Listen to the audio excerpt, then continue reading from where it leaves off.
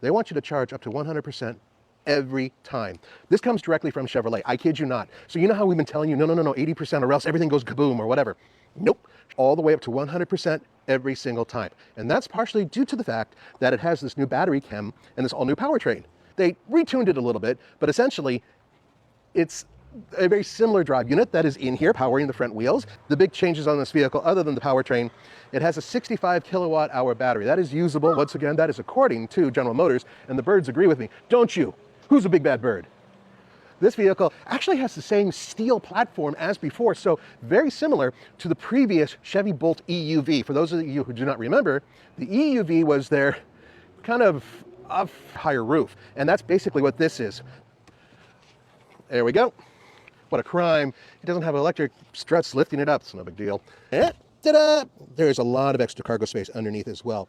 And because there's a battery deep down in there, that's as far down as you're going to go. I have the key fob in my pocket, meaning all this will start up. Now this annoying little thing will go away in just a second. I'm referring to the beeping, not the bird. You have, this is standard, an 11-inch screen here, multi-configurable for your instrumentation. Thank you. This is for your heating, air conditioning, seat cool, and heat. However, stuff like this feels high quality, like the steering wheel. That's actually pretty nice, and they do have this raised stitching here. And then you have this here, which is useless for cargo. I swear to God, look how small it is. Look, my fingers aren't that big, and it just, there's no space. So you can't put a phone in here. Okay, you could put a credit card in there. It's for holding credit cards. That's right here where your elbow would go. That is a soft rubber material, so that does feel pretty good. Standard controls throughout.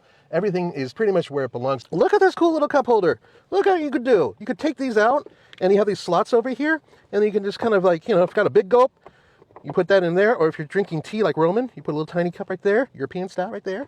Follow my fingers to this, see this hard drive right here? Well, if you want a hard drive, I know you guys call it different things like, but look at all this extra legroom I have. I am 6'1". Yes, I slouch, but anyway, I have the seat set to my own position, and I have this room. Now the roof is a little bit scalloped, so that means that my head is not quite hitting up here. I have probably about a ½ inch, maybe a little bit more. So aside from that, you get 2 USB-Cs down here.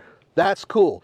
What you don't get is a vent back here. So you want Super Cruise, you want the sunroof, you want the charging, which is part of another package.